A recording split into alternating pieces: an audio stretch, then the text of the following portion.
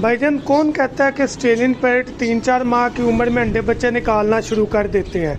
आज आपको 1-2 मिनट में 2-3 बातें क्लियर करना चाह रहा हूँ। एक, इनके अंडे बच्चों के लिए नेस्टिंग मटेरियल क्या चाहिए, और सेकेंडली इनकी एग्जैक्ट एज क्या होती है जिसमें बेहतरीन हमें रिजल्ट ब्रीडिंग का मिलता है। तो याद रखिएगा कि ऑस्ट्रेलियन पैरट से कम 7 से 8 माह की उम्र में अच्छी ब्रीडिंग मिलती है।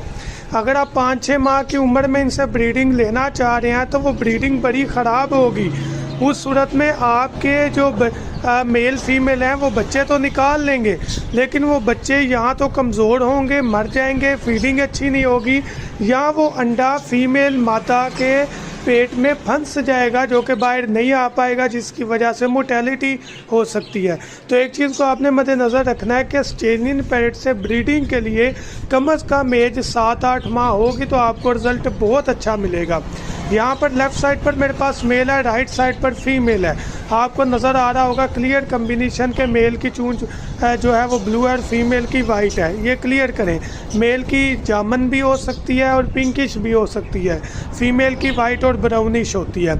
सेकेंडली, एक चीज़ ज़हन में रखिएगा कि आपके बर्ड ऑस्ट्रेलियन पैरट को कोई नेस्टिंग मटेरियल की ज़रूरत नहीं होती।